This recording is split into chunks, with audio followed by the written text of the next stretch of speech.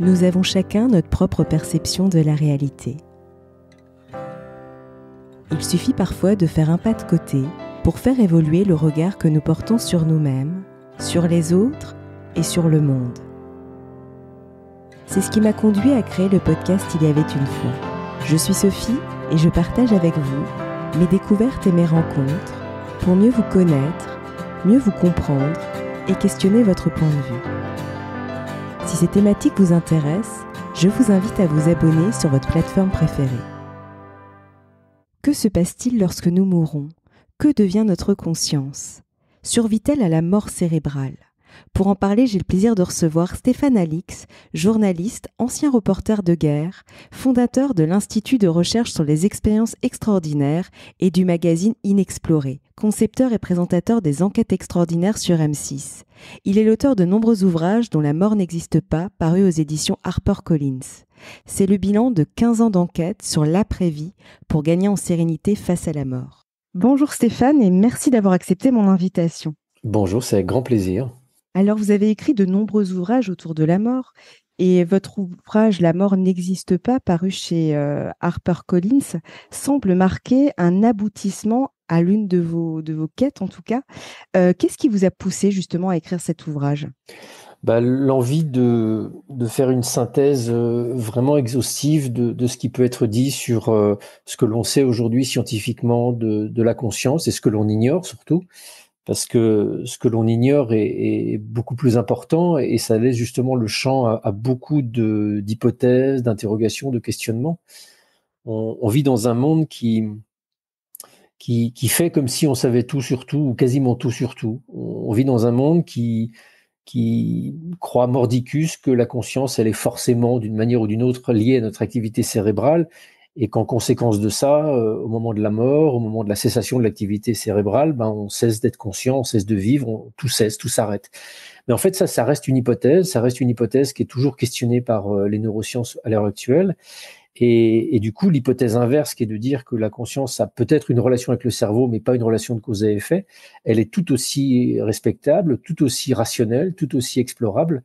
Et celle-ci, par contre, elle ouvre sur un champ de questionnement beaucoup plus vaste, parce que si tout d'un coup la conscience et une partie de ce qui nous constitue n'est pas liée à notre activité, peut survivre à la mort de notre corps, ça change quand même beaucoup de choses. Donc j'avais envie, après plus de 15 ans, à la fois d'enquête journalistique, d'exploration des différents sujets comme les expériences de mort imminente, la médiumnité, les contacts avec les défunts, enfin toutes ces expériences de conscience et aussi notamment le chamanisme et les perceptions extrasensorielles, j'avais envie de faire une sorte de synthèse de tout ce que j'avais pu apprendre toutes ces années, en parallèle de mon cheminement aussi autour des questions du chamanisme et de ce que j'ai pu comprendre d'une manière non intellectuelle, peut-être de ce que j'ai pu intégrer à travers mes propres expériences d'état modifié de conscience. Donc ça s'est fait avec le temps, ça s'est fait avec presque 15-20 ans de voyage et ce livre-là pour moi était un moyen de faire un peu le bilan de ce cheminement. C'est vrai qu'on reviendra sur justement votre expérience spirituelle. Mais avant, selon vous, pourquoi avons-nous finalement, pour la plupart d'entre nous en tout cas, peur de la mort ? Parce qu'au final, il y a juste quelque chose qui m'est venu quand j'ai lu votre ouvrage. Je me disais, c'est marrant parce que nous sommes conçus, notre système nerveux est conçu de telle sorte qu'en fait, le but, c'est de nous maintenir en vie. Et en même temps, c'est intéressant et je trouve votre ouvrage passionnant. Vous nous démontrez que justement, la mort n'existe pas. Mais justement, pourquoi, selon vous, avons-nous peur finalement tellement de la mort ? Parce qu'il y a ce paradoxe en fait. Parce que nous vivons dans une forme de confusion totale sur qui nous sommes réellement. Notre cerveau nous a habitués, de par son fonctionnement et les dynamiques psychologiques qu'il a mis en place depuis notre naissance, il nous a habitués à l'être que nous sommes dans la glace quand nous nous regardons le matin. C'est-à-dire une personnalité, une structure individuelle qui s'est façonnée de par notre activité cérébrale depuis notre conception et qui vivra jusqu'à notre mort. Et nous croyons mordicus être cette personnalité. Nous croyons mordicus être cet individu séparé du reste du monde. Et du coup, effectivement, cet individu, lui, il va mourir. Et tout ce qui va comment dirais-je, le confronter à cette réalité lui fait extrêmement peur et il est dans le refus de cette réalité. Donc la peur de la mort, c'est juste la peur d'affronter cette illusion fondamentale qui est celle de penser que nous sommes un individu fini, alors que notre conscience fondamentale, notre âme, notre dimension spirituelle, elle est immortelle, mais elle est totalement inaccessible durant notre existence. Et justement, votre ouvrage présente, comme vous le disiez, l'originalité d'allier un travail d'enquête scientifique et justement votre propre exploration spirituelle, notamment à travers votre expérience chamanique. Et pourquoi c'était important pour vous justement de ne pas que vous fonder, j'allais dire, de ne pas que retranscrire un bilan journalistique? Parce que l'enquête journalistique que j'ai faite, elle utilise exclusivement l'outil intellectuel, mental, scientifique, et c'est limité en fait. Ça m'a montré ses limites. Et enfin, ça m'a montré ses limites. Comment dire ça C'est plus que comment dire. L'approche scientifique, elle nous confronte assez rapidement à un plafond de verre, parce que la science, telle qu'elle est élaborée aujourd'hui, n'est pas faite pour répondre aux grandes questions existentielles. C'est pas un outil pour ça, la science. La science, c'est un outil qui nous permet de formuler des hypothèses, d'explorer ces hypothèses, mais des hypothèses qui nous permettent d'explorer un champ limité de questionnement. Les grandes questions existentielles, quel est le sens de la vie? Qu'est-ce que nous faisons sur Terre? Nous sommes dans l'univers? Qu'est-ce que c'est que la conscience? Toutes ces grandes questions, la science est incapable d'y répondre. Parce que c'est pas son objet, en fait. C'est pas un reproche, c'est pas une critique de la science, c'est juste que c'est pas l'objet de la science. Sauf que moi, dans mon cheminement personnel, suite à la mort de mon frère, qui a initié mon questionnement et mes enquêtes sur la question de la conscience, j'avais quand même envie de réponse. J'avais quand même envie d'avoir une sorte d'exhaustivité voilà, dans les réponses que je pouvais obtenir. Et donc pour moi, le cheminement chamanique a été un cheminement parallèle à mon investigation scientifique, qui m'a ouvert à des plus grandes dimensions de la réalité, qui m'a ouvert à une plus grande dimension de mon propre monde intérieur comme du monde extérieur invisible. Et c'est une autre voie de connaissance. C'est une autre voie de connaissance qui permet, paradoxalement, à travers l'expérience subjective personnelle, qui permet d'atteindre des niveaux plus profonds de la réalité. C'est un peu complexe pour moi de le décrypter, de l'expliquer comme ça en quelques mots, parce que justement, on sort d'une forme d'objectivité, on sort d'une forme de rationalité d'approche, mais ça ne veut pas dire pour autant qu'on échappe à comment dirais-je, ça ne veut pas dire pour autant qu'on passe dans l'imaginaire ou qu'on passe dans le fantasme ou dans les croyances. On est dans une société qui a élaboré un formidable outil d'appréhension du réel, qui est l'outil scientifique depuis quelques siècles, la réplicabilité. Ça nous permet d'avoir tous une sorte d'accord et de consensus commun sur une dimension du réel dans lequel nous vivons. Mais auparavant, et en parallèle de ça, d'autres approches plus introspectives, de nature plus spirituelle, ont été développées dans différentes traditions qui vont du chamanisme mongol à celui de l'Amazonie, qui vont du bouddhisme tibétain à l'hindouisme des Védas, qui permettent une approche plus subjective, mais en même temps, à travers une expérience directe de ces états de transcendance et de ces états spirituels, donne un accès à une connaissance qui est d'une profondeur inouïe. Et cette connaissance, en fait, elle a été jetée comme on a jeté le bébé avec l'eau du bain, en considérant que, au prétexte que les approches spirituelles et introspectives sont subjectives, elles étaient forcément inadaptées, inappropriées à nous décrire la réalité. Alors, bien sûr, elle laisse un champ important à la subjectivité de l'être humain et de celui qui fait ces expériences-là, mais ça ne veut pas dire pour autant qu'on ne peut pas accéder à des vérités fondamentales et profondes par ces outils. Ça demande du temps, ça demande beaucoup d'apprentissage, et dans ce livre, moi, je fais le récit de mon cheminement à travers le chamanisme, notamment, qui a commencé il y a de cela 17 ans. Ça a été un très, très, très, très long cheminement qui m'a permis de découvrir un autre paysage, un autre espace, et d'apprendre à commencer à en discerner les paramètres, a commencé à comprendre justement que quand je devais faire appel à ma subjectivité, je pouvais être parasité par mes propres mondes intérieurs, mes propres démons inconscients, etc. Et que pour opérer un discernement euh, rationnel et constructif sur ces mondes subjectifs, bah, il faut de l'expérience et il faut une longue pratique. Et c'est ce dont je fais le récit dans ce livre notamment. Et justement, je me dis, ce qui vous a poussé aussi à vous intéresser, notamment, enfin, à, à expérimenter justement cette expérience chamanique, je trouve plus le terme, mais je vais dire en soi, c'est parce qu'en fait, vous étiez en quête de réponse, c'est ça. Donc, c'était aussi un moyen de compléter ce que vous ne pouviez pas, et on voit la limite du coup du rationnel, c'est qu'il y a des choses, on a beau investiguer, il y a un moment donné, on arrive sur une sorte de, c'est cette image qui me vient, c'est pas forcément le beau mot, mais une sorte de cul-de-sac, et je me dis finalement c'est ce qui vous a poussé à aller au-delà, en fait. Donc, finalement, ça rejoint ce parallèle que vous avez vécu, vous, de vous désidentifier, finalement, de Stéphane Alix, en fait, en quelque sorte. Ces expériences vous ont permis d'aller au-delà de vos propres frontières, en fait. Exactement, mais pour moi, c'est pas un cul-de-sac, parce qu'un cul-de-sac, ça a une image un peu péjorative, C'est et ça. la science nous emmène pas dans des cul-de-sac. Mhm. En revanche, elle nous confronte à un plafond de verre, C'est c'est-à-dire à ça. une limitation de ce à quoi on peut répondre. Par exemple, une expérience de mort imminente, c'est une expérience psychospirituelle qui est vécue par énormément de personnes qui ont notamment un accident de voiture, un arrêt cardiaque ou un coma, qui transportent ces personnes dans une expérience de nature spirituelle, d'une grande intensité de conscience, qui les confronte parfois à des êtres spirituels, etc., etc. Le débat aujourd'hui, dans le monde scientifique, consiste à essayer de comprendre comment le cerveau fabrique ces expériences, Mhm. qui pour moi est une question biaisée par essence, parce qu'il y a certaines caractéristiques de ces expériences qui interdisent qu'elles aient pu être produites par le cerveau.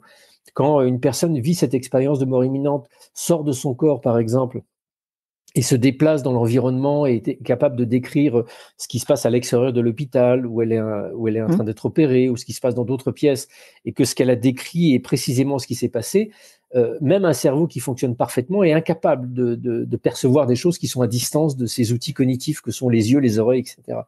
Donc, pour moi, essayer de chercher absolument une source de la conscience et une source de ces expériences dans l'activité cérébrale, c'est déjà un biais Mhm. méthodologique qui interdit d'avoir une réponse cohérente. Sauf que, voilà, la science, pour étudier les expériences de mort imminente, a besoin d'étudier le cerveau pour essayer de comprendre, si ce n'est la source, au moins la relation entre ces expériences et le cerveau. Mais c'est une démarche ardue qui est contrainte par les limitations des outils d'observation de notre activité Mhm. cérébrale, etc., etc., etc. À côté de ça, effectivement, les chamans, depuis des millénaires, expliquent aller dans le monde des esprits en induisant des états de conscience modifiés. Et quand j'ai entendu ça, moi, j'ai voulu aller essayer d'explorer cette piste-là et pour essayer moi-même de vivre cette expérience de cet endroit où vont les expérienceurs qui vivent une expérience de mort imminente. Et c'est ce que j'ai fait, qui n'est pas beaucoup plus clair ni facile que de se plonger dans un ouvrage de neurosciences, mais qui, au bout d'années et d'années et d'années de pratique, m'a permis effectivement de vivre consciemment et de pouvoir en ramener de l'information des expériences qui sont de la même nature que les expériences de mort imminente. Euh, donc, c'est le moyen que j'ai trouvé, voilà, pour dépasser ce plafond de verre qui est celui que l'approche réductionniste et scientifique nous impose. Et selon vous, pourquoi finalement un chemin spirituel n'exonère pas un travail sur soi? Bah parce que précisément, dès lors qu'on se plonge dans une exploration d'états subjectifs, on va être confronté à tout le matériel inconscient dont nous sommes porteurs. Mm. Notre inconscient est un espace colossal dans lequel nous avons rangé ce qui nous fait peur, ce que l'on n'a pas envie d'affronter, etc., etc., etc. Mais dès lors que l'on s'ouvre à notre subjectivité pour essayer de rencontrer des dimensions invisibles du réel, euh, notre inconscient, il est au cœur de notre subjectivité et il va envahir notre subjectivité. Donc si on ne se connaît pas, si on ne sait pas ce qu'on a rangé dans son inconscient, si on ne connaît pas nos zones d'ombre et qu'on ne les a jamais rencontrées, on sera incapable de discerner dans les choses qui s'ouvrent en état modifié de conscience, ce qui provient de nos dimensions inconscientes, de ce qui va provenir d'un monde extérieur. Donc, Mm. pour moi, la connaissance de soi est un préalable tout cheminement et toute aventure spirituelle. Et ça, on le trouvait sur le fronton du temple de Delphes il y a 2000 ans en Grèce. Connais-toi toi-même. Connais-toi toi-même, parce que c'est un préalable justement à notre capacité à connaître le monde extérieur. Si on ne se connaît pas, on ne va pas comprendre le monde. C'est clair. Oui, totalement. Et justement, dans votre ouvrage, vous parlez de la conscience non locale. Pouvez-vous nous en dire un petit peu plus? Ça, c'est vraiment ce qui ressort de toutes ces expériences et de l'étude de toutes ces expériences de conscience qui sont inexplicables dans le modèle actuel qui postulerait que notre conscience est une émanation de l'activité de notre cerveau. Il y a trop d'expériences, comme les expériences de mort imminente par exemple, qui sont absolument impossibles si elles étaient fabriquées par le cerveau, parce qu'il y a trop d'incohérences, il y a trop d'impossibilités. Donc, toutes ces expériences et tout ce que je liste et toutes les recherches que je liste dans mon livre montrent qu'il y a une dimension de notre conscience qui n'est pas contrainte par notre activité cérébrale, c'est-à-dire qui n'est pas liée à notre activité cérébrale, que notre cerveau fonctionne bien, pas, qu'il soit à l'arrêt ou qu'il soit en souffrance. Nos expériences de conscience fondamentales sont similaires et sont d'une très très grande intensité. Donc ça veut dire qu'il y a une partie de notre conscience, une partie de la conscience qui est que je qualifie de fondamentale parce qu'elle est peut-être de nature plus profonde que la conscience dont nous faisons l'expérience là maintenant, par exemple en parlant. Et cette dimension fondamentale est capable de s'affranchir complètement de nos outils cognitifs, de notre localisation spatiale, de notre localisation temporelle.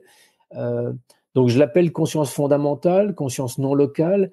Le mot âme est également adapté à décrire ce dont je parle.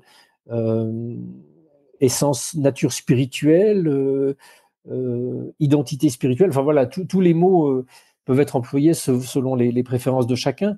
C'est une dimension fondamentale de ce qui nous constitue et qui n'est pas réductible à notre activité cérébrale. Et en plus, vous complétez, et c'est ça que je trouve votre ouvrage extrêmement riche, parce que vous parlez de beaucoup de choses, notamment les expériences de perception extrasensorielle, comme la télépathie, la clairvoyance, la psychokinèse, et il y a d'autres choses encore. Et justement, est-ce que vous pouvez nous en parler un petit peu plus? Ces perceptions extrasensorielles sont des marques de la dimension non locale de notre conscience. C'est-à-dire si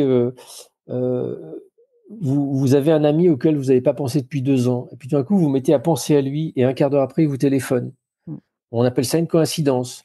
Quand vous refaisez l'expérience et que vous essayez de faire un peu de science sur ce type de phénomène, vous apercevez que c'est pas du tout des coïncidences, mais que ce genre de phénomène existe, est réel, et montre qu'il y a une partie de vous qui a été capable, d'une manière inexpliquée, de capter l'intention de cette personne de vous téléphoner. Enfin, on ne sait pas ce qui se passe précisément, mais vous captez l'information que cette personne va vous téléphoner, qu'il y a un lien qui se réactive avec elle. Donc ça, c'est ce qu'on appelle la télépathie. C'est un mot qui est peut-être un peu réducteur, mais qui témoigne de cette espèce de porosité que nous avons, porosité psychique que nous avons.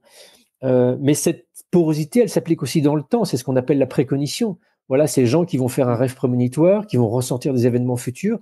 Là, encore une fois, quand on fait de la recherche scientifique sur ces expériences qui sont fondamentalement subjectives, on s'aperçoit qu'elles ne peuvent pas être réductibles à des coïncidences, des hasards, etc. Qu'il y a vraiment une capacité fondamentale de chacun de nous à capter de l'information, encore une fois, hors du temps et hors de l'espace. Capter de l'information qui peut venir de très grandes distances, qui peut venir du passé ou du futur. Donc, ces phénomènes, télépathie, précognition, vision à distance, etc., sont des phénomènes qui sont étudiés par la science depuis des décennies, qui ont fait la preuve indiscutable de leur objectivité et qui témoignent que notre conscience, est capable n'est pas bloquée dans notre corps. Voilà, je le redis de façon la plus claire. Notre conscience n'est pas bloquée dans notre corps. Quand notre corps meurt, notre conscience ne meurt pas. C'est ça que ça veut dire, en fait. Ouais, complètement.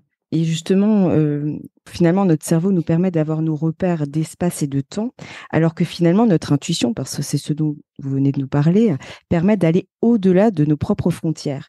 Et justement, selon vous, comment on peut naviguer finalement entre ces deux eaux?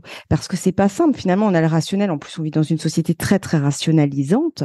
Et Et en même temps, cette intuition, finalement, si on regarde, nous permet de capter un potentiel qu'on n'utilise pas finalement et qui est bel et bien en nous, quoi. Donc, du coup, comment faire coexister ça finalement et naviguer entre ces eaux? Si vous aviez quelque chose à nous partager. Notre intuition, c'est effectivement le langage de notre âme, le langage de notre dimension spirituelle. C'est son moyen de nous envoyer de l'information sur une relation avec un autre être humain, de relations sur notre futur, des informations sur tous les éléments de notre vie. Parce que l'intuition, c'est la façon dont notre âme traduit et transmet des messages qui viennent de cet espace de connaissance totale dans lequel elle baigne. Le problème, c'est que toute notre vie, nous avons appris à raisonner, nous avons appris à utiliser notre cerveau pour trouver des solutions à la vie quotidienne. Notre cerveau, c'est une formidable machine d'apprentissage qui, à partir de l'expérience qu'elle a acquise, anticipe toutes les situations qui vont venir. Donc notre cerveau, en fait, il ne base son raisonnement et son fonctionnement que sur ce qu'il a déjà appris.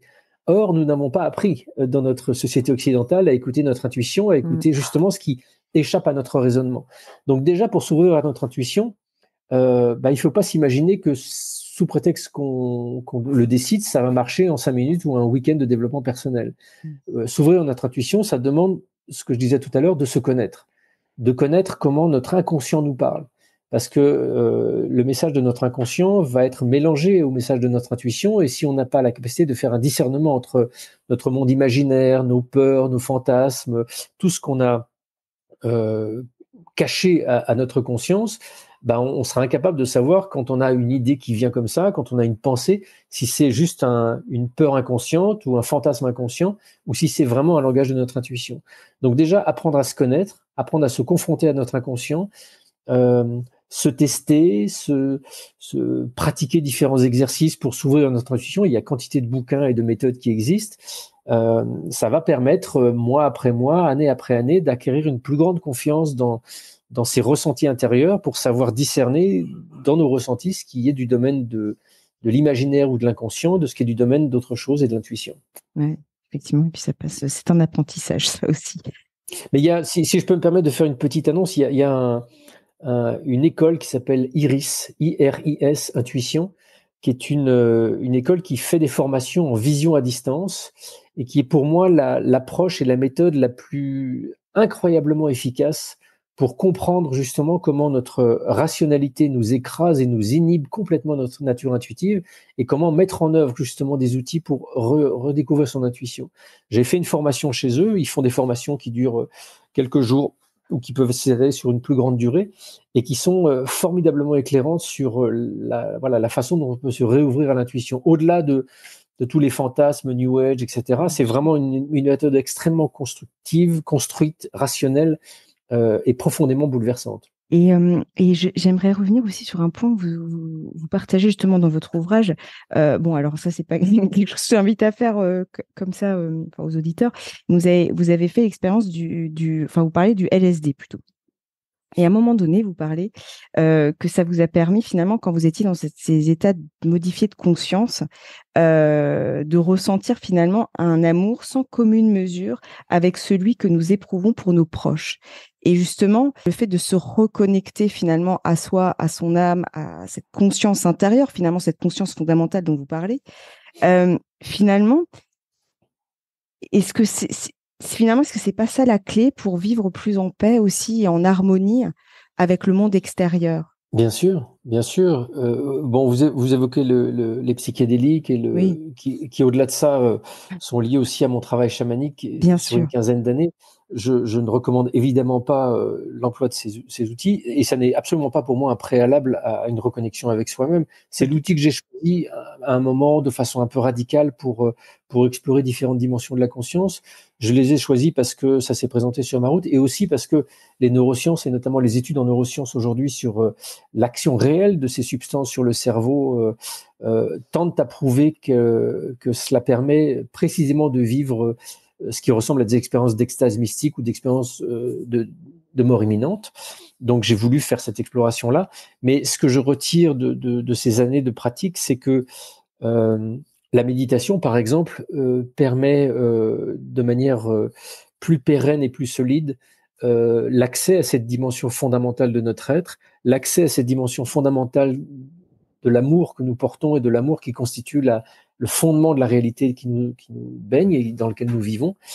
Et alors, ça demande un peu plus d'effort au début pour initier cette relation, mais c'est, à mon avis, fondamentalement beaucoup plus pérenne. Parce qu'effectivement, je pense que contre toute apparence et toute logique apparente, oui, l'harmonie est quelque chose qui est le fondement de la réalité dans laquelle nous vivons. Et que c'est notre confusion mentale qui génère de la colère, des peurs, et qui envahit ce monde de tous ces dérèglements et de toute cette folie que l'on constate autour de nous. Mais au-delà de la confusion mentale que nous projetons sur l'extérieur, au fondement de la réalité, pour moi, il y a cette dimension d'équilibre, d'harmonie, que j'appelle amour, mais qui ne ressemble pas à un amour d'attachement, de désir, qui est quelque chose de beaucoup plus fondamental que ça. Et c'est ce que décrivent les expérienceurs de mort imminente, c'est ce que décrivent différentes traditions spirituelles, la totalité des traditions spirituelles d'ailleurs, c'est ce que j'ai expérimenté moi-même en état modifié de conscience, mais que j'arrive aussi à expérimenter parfois maintenant dans des états de méditation, simplement en m'asseyant sur mon coussin et en entrant dans cette expérience intérieure. Parce que c'est là, notre âme, elle va pas se révéler au moment de notre mort, elle est là, maintenant, dans le moment présent. Cette dimension d'amour, ce guide intérieur, il est là aujourd'hui. Il est totalement inhibé par l'activité de notre cerveau, par notre incapacité à faire le calme intérieur, ne serait-ce que quelques secondes d'affilée, parce qu'on ne s'entraîne pas, parce qu'on ne médite pas, parce qu'on ne fait rien dans nos journées qui filent les unes après les autres pour se poser simplement. Et on s'étonne que ce monde soit fou, on s'étonne de ne pas avoir d'intuition, on s'étonne d'être perdu, d'être confus. Mais à quel moment de notre journée on s'offre la possibilité de retrouver un peu de calme et un peu de voilà cette âme, cette dimension spirituelle que nous portons. Moi, ce livre, La mort n'existe pas, est aussi un livre qui parle de la vie et qui parle de cette évidence que nous portons une dimension spirituelle qui est éternelle, qui survivra à notre mort, mais qui existe déjà aujourd'hui et auquel on peut se reconnecter dès maintenant, dès cet instant-là, maintenant, l'instant présent. Il est là. Pourquoi on ne le fait pas? Très juste. Et avant de terminer, peut-on dire que votre ouvrage ouvre finalement une nouvelle étape dans votre vie, puisque c'est effectivement un bilan. Enfin, quand je l'ai lu, je me suis, connaissant vos ouvrages précédents, je me suis dit, tiens, j'ai l'impression que c'est un peu comme un point final et l'ouverture aussi peut-être à quelque chose d'autre. Oui, c'est une évidence. C'est vraiment un livre synthèse qui fait le point sur le cheminement qui a été le mien pendant plus de 15 ans, à la fois d'enquête journalistique et d'expérience personnelle.